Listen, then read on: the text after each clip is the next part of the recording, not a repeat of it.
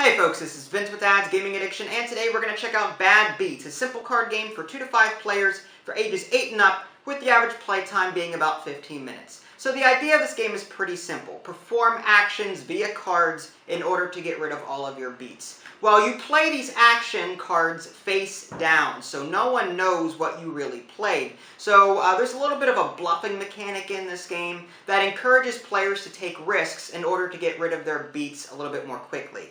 But if players call you on your bluff, then you could be in trouble. So without further ado, let's take a quick look at the components and see how the game is played. Okay, so here's a very brief look at your components. The box isn't all that big, so there's not a whole lot to look at.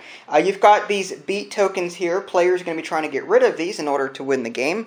You've got these optional ice cream tokens. These are only played when you're playing over a series of rounds or games. So if you want to play like best of 3 games, you'll use these ice cream tokens to keep track of who won how many games. You've got a small deck of cards here comprised of various roles, like you've got share here, give 2 beets to another player. You've got copycat. If someone claims feed the dog, reveal this to get rid of 2 beets. Tattletale, guess a player's card. If you guess right, give them 4 beets, and so on. You've also got this helpful reference card here. Each player will get one of these so they can keep track of what they can do on their turn.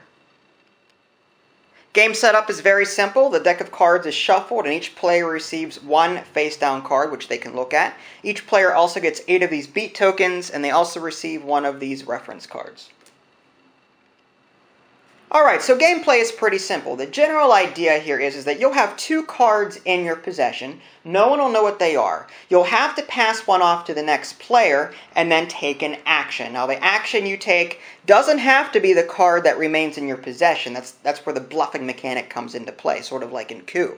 But because this is the very first turn of the game, each player does not have 2 cards, so for the very first turn, you're going to want to draw from the deck. So let's just say that this player goes first, he draws a card from the deck, he's going to go ahead and choose one of these 2 cards to pass off to the next player face down. And we'll just choose one at random here. These are both reaction cards. These orange ones are played in response to one of the blue cards, which I'll show you in a minute. So let's just keep this one. No one knows what this is. He's going to pass this off to the next player. Now, this player does not pick this up until it becomes their turn. You pass the cards off to your left. So now this player is going to take an action, and there are 4 actions that you can take. And if we look at our reference card here, you can eat a beet, get rid of 1 beet. No player may call a bluff on this action. This eat a beet does not have an action in this deck whatsoever. That's just a standard action that you can take. It's sort of like the generic action. No one can challenge you on it. You can always do it. And when you eat a beet, basically you get rid of 1 of your tokens. The other 3 actions do require a card. Now again, you can take that action without the card in your possession, but if someone calls you on it, you could be in big trouble. So the other actions that you can take are feed the dog, share, and tattletale. So the share action is give 2 beets to another player. Tattletale, guess a player's card. If you guess right, give them 4 beets. Feed the dog, get rid of 3 beets. Okay, but like I said, you don't have to have the card face down in your possession in order to play those cards. Now, in response, whenever you do take an action, the other players can play some of these other cards, like Nah. If a player tattles, again, there's a tattletale action here that the player could do, but let's say that this player plays the tattletale action. One of these other players could play Nah. If a player tattles on you, reveal this card to give them 4 beets instead. The copycat, if someone claims feed the dog, which is this action here, then reveal this to get rid of 2 beets. So again, you can play these orange cards in response to these actions over here. Okay, so let's just run through a few examples so you can see how some of these turns may play out. This player went ahead and already passed his card off to the next player. This player does not get to look at this card until the beginning of their next turn. Keep that in the back of your mind.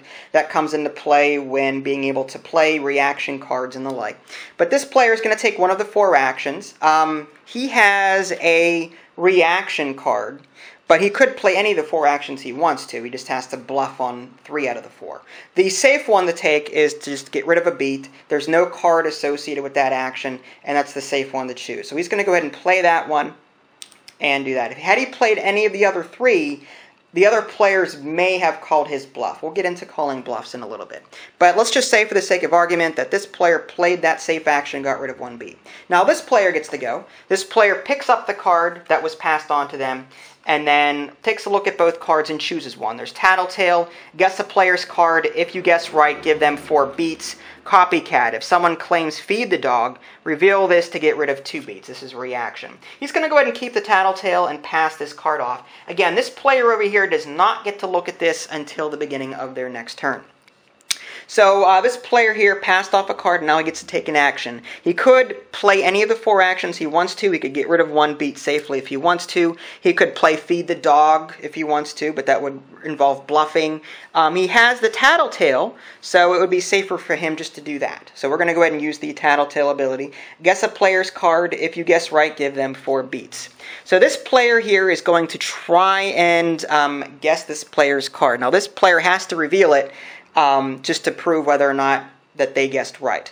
So this player is going to guess that this player has, I don't know, Feed the Dog. We're going to reveal it to see if that's the case. And no, it's a share card. Now this player gets to flip this back over. They don't draw a new one to replace it. Other players now know what this player has. But on a future turn, this player could pass it off. Now, because this guy guessed incorrectly, nothing really happens. And that's it. Had he guessed correctly, had he guessed share instead of Feed the Dog, this action would kick in. If you guess right, you give them 4 beats. Because he guessed incorrectly, nothing happens. So this player now gets to have this card here, and now he's going to choose choose 1 card to pass on. There's share, give 2 beats to another player, and copycat. Well, the share is actually pretty good here. So he's going to keep share, even though other players know what he has, and he's going to pass off the copycat off to this player. Again, this player does not get to use this or look at it until the beginning of their turn. This player has the Nuh-uh, which is a counter to the Tattletale card, which was used up here. So, and by the way, you don't have to reveal that you have a Tattletale. You can use the Tattletale action without revealing your card. So, yeah, there's that. So what was I doing? So many cards. Okay, so again, we have these 2 cards, Nuh-uh and Copycat. We're going to choose one, pass off to the next player. Let's see, no one has Feed the Dog. We're going to keep the Tattletale. That way, if this player uses Tattletale on this card in a future turn, or on this player in a future turn, he can counter with this. So he's going to keep that and pass this one off to the next player. He's going to use 1 of the 4 available actions. And let's just try bluffing now. We're going to say that this player is going to Feed the Dog. Get rid of 3 beats. So this player is going to go ahead and do that. Now this is where bluffing comes into play. So in addition to being able to play reaction cards against particular actions, you can also call a player's bluff. Again, let's just say that this player does not believe this player has that Feed the Dog action. So this player is challenging this player here. This player is going to reveal their card to everyone to prove their innocence or guilt. Now what happens to this card is that it goes into a discard pile, and this player draws a new one. Okay, regardless of the innocence or guilt. So this player was lying. They did not have that Feed the Dog card. So he lost this challenge. That action that he tried to take is null and void. He cannot take that Feed the Dog action. This player over here, for winning that challenge, for calling the bluff, gets to remove 1 token for free. So that's just one scenario. What happens when you call a player's bluff but they were telling the truth? Well, let's just take a look at another turn so I can show you what that looks like. This player here now gets to take their turn. Tattletale and Copycat. He's going to keep Tattletale, pass off Copycat to this player over here. Again, this player cannot use this until the beginning of their turn, or even look at it for that matter. So this player is going to take the safe Tattletale action. He has the card, so he's not worried about anyone calling his bluff. So he's going to play Tattletale against this player over here and guess share. Okay, so this player is going, you know what, I'm tired of you using Tattletale against me. I don't believe you have Tattletale. So this player here is now challenging this player. This player has to reveal their card. He's going to discard it, draw another one. Now in this case, this action goes through. He was telling the truth. So he actually won the challenge. This player gets to follow through with their action. Tattletale, guess the player's card. If you guess right, give them 4 beets. This player then reveals this card. It's a share card. He guessed share. So this player actually guessed correctly. So this player has to give this other player 4 beets, because that's what this card says here. And in addition to losing that challenge, this player called a bluff over here, but this player was telling the truth. So for losing that challenge, this player gains an additional beet. And that's pretty much all there is to it. Players will continue passing cards, taking actions, bluffing, with the ultimate goal of trying to get rid of all of their beets. So again, just to play a quick turn here, this player now has 2 cards. He chooses one to pass on. He's tired of being called on this share card. So he's going to keep copycat and pass off share. He gets to take an action. He's going to go ahead and play it safe, get rid of a beet. Then this player gets to go. This player takes a look at their 2 cards. It is feed the dog and share. This player is going to keep the share card, pass off feed the dog. He's going to take the share action, which is give 2 beets to another player. He could have played something else, but he's playing it safe. So he's going to give 2 beets to this player over here, and that's that. This player here is going to look at their 2 cards, share and feed the dog. Well, he's going to keep feed the dog, pass off share to this player over here. And this player is going to play feed the dog, get rid of 3 beets, because that's what was safe. Okay, he has that card, so he's going to get rid of 3 beets. Pretty simple stuff. This player over here is going to say, you know what, I don't believe you this time either. So he's going to call his bluff. This player has to reveal he was telling the truth again. So this player discards that card. He gets a new one. He retains that action. He doesn't have to take it back or anything because he was telling the truth.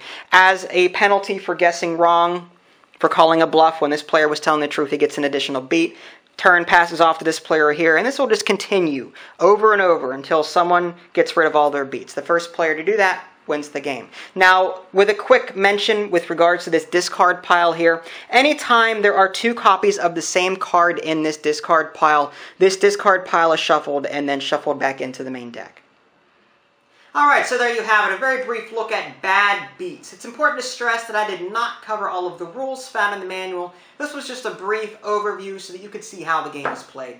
As far as what I thought, my only real complaint is that the card stock, I want to say it's not bad, but it's mediocre. I've seen some other cards that are a little bit thicker than this. I think this is slightly easier to tear than some of the other card games in my collection. But the art is great and the text is nice and large, very easy to read, so I like that. I just wish the cardstock had been slightly better. The gameplay itself, very good. It's a great way to introduce bluffing mechanics to younger children as opposed to using a card game like Coup. In Coup, you've got like 5 different rules or something like that, and you've got 8 different actions. It can be a little overwhelming, and there's a lot to think about there. But with games like Love Letter, and then this one, Bad Beets, the game plays a little bit more simple. So it's very easy to teach younger children this game, as opposed to something a little bit more complicated like Coup. And best of all, it can be played in 15 minutes. So you can knock this out on a school night without worrying about, kids missing their bedtime or whatever the case is. So yeah, Bad Beets. It's $15 on the official website. I do recommend this one. If you guys haven't already, subscribe to my YouTube channel. That way you can keep up to date with any new content I happen to publish. I also have an official website out there, www.dadsgamingaddiction.com. This is Vince. Thanks for watching, and I'll catch you next time.